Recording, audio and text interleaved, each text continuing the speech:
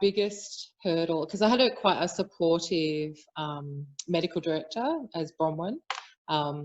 She's very supportive around all of this end of life and dignity clothes in particular. She is, even now, of course, she's right there behind us every step of the way, which is amazing. Yeah, pretty amazing. Yeah. I think the biggest hurdle that we had was infection control, and how we would manage that. And that was sort of, as we sort of started using blankets and comfort goods, infection control would throw a little spanner or a little hurdle jump every sort of few weeks. Once they would solve that issue and then move on, they'd find another issue. We always talk about GOG as being a community of not just the people that make them, the people that hand them out, the people that receive them, the family members. And the people who donate the yarn or needles and hooks. So it's a huge community that works together, and it's really nice for us to know that also that the nursing and the medical staff, really appreciate it as well. Yeah, and I guess, and that's the thing about intensive care, we sort of get to the point where, and particularly when we start going down the palliative pathway, you kind of almost feel like you've failed the patient and their family because they're dying and we can't stop it. And, you know, medicine is all about interventions and making people better. And then there's these times that we feel like we fail because we can't make the person better. And I guess the big part for nursing staff in particular is to be able to provide comfort goods, is like they're feeling like there's an intervention, that they're doing something when they feel so powerless about what's going on in the situation. And we've developed these really special bonds with the family and the patient, and to have them to lose their battle, but when we can actually do what might seem like a really small thing to us, is actually quite such a profound impact on them. And I remember I had this one guy, he had quite a significant car accident, and once we realised there was really nothing else we could do, I took his family and we had a big chat, and myself and the medical team with the family, and I said, why don't you come and choose a blanket? What was his favourite colour?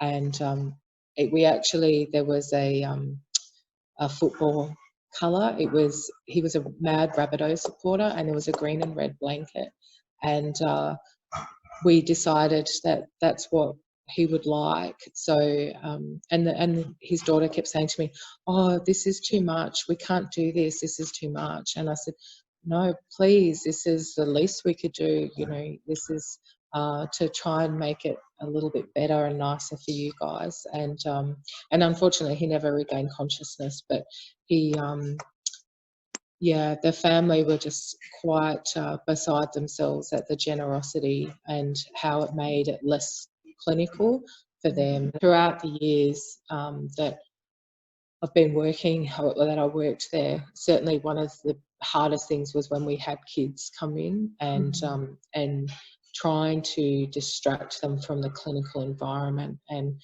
the you know, the sort of the last few times that we had kids in, their beds were covered with GOGs, fiddle toys and blankets, and they didn't look so clinical in that, you know, these little kids in these big, massive adult beds, and they were just, this little fellow was just surrounded by teddies, and he just loved it. And the family were just, you know, just so grateful that they were able to have all of these, you know, these toys for him that made it so bright. Just recalling you talking about the blanket at the end of life and having that, you know, on the patient and then the family keeping that. I'll never forget, you know, a story I heard about a family member wanting that blanket because it was the last thing that touched their family member. It was the last thing on their skin, on their body. And I remember them saying that the smell of that patient remained in the blanket, and holding that blanket with that, the smell of their loved one. And I was crying when I heard it, and I'm sort of choking up here as well. But, you know, and you don't think of that, because when someone, you know, is involved in an accident or whatever, they end up in hospital, everything, they're completely stripped of everything that makes them them, that makes them your loved one. And then you don't have anything from that time. Excuse me. And yeah, and it kind of really brought home to me how important that last, you know, the blanket that they had on their body, or the gown that they were able to wear at the end. Or we last year, and you probably know this yourself, but we also partnered with Tony Ashmore, who does the end of life care throughout the hospital.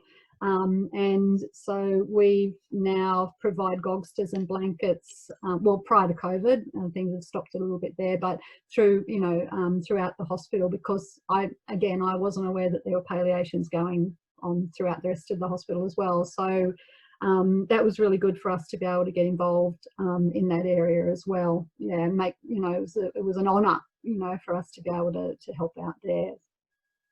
Yeah, and I think sort of how I see that as well is that it is an absolute honour to be able to provide that to the community. It truly is. And like I said, you know, from the start, GOGs just provide that dignity to patients that they wouldn't have otherwise. And I think that's incredibly important and empowering for the patients themselves and for the staff as well, to be able to provide it.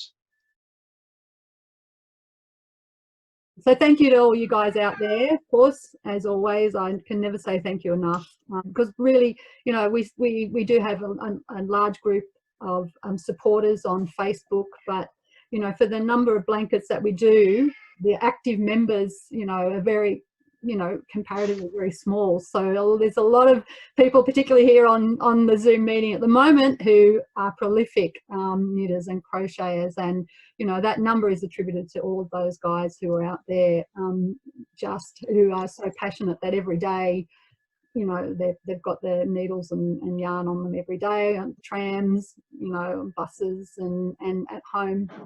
So, you know, it's thanks to them that we've been able to supply that to the hospital. I know, my cat's coming again. She's coming for another visit. Oh, very cute. One other thing I wanted to say is I have, you would have seen, and I know you saw on Facebook, that we did the rosette or the flowers to the nurses for International, you know, for Nurses Day. I have got one here for you, and I've been meaning to get an address from Kath for you to post it down to you.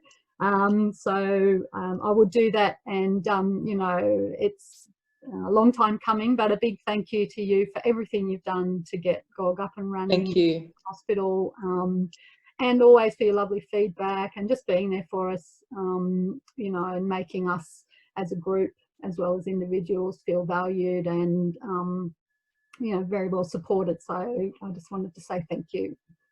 Thank you. Like I said, you know, it was, the need was there, and you guys just fulfilled that so quickly and effortlessly. It was, it really was, has been a pleasure these last few years of working with all of you guys. Yeah, it's been lovely talking to you. Thank you for joining us today.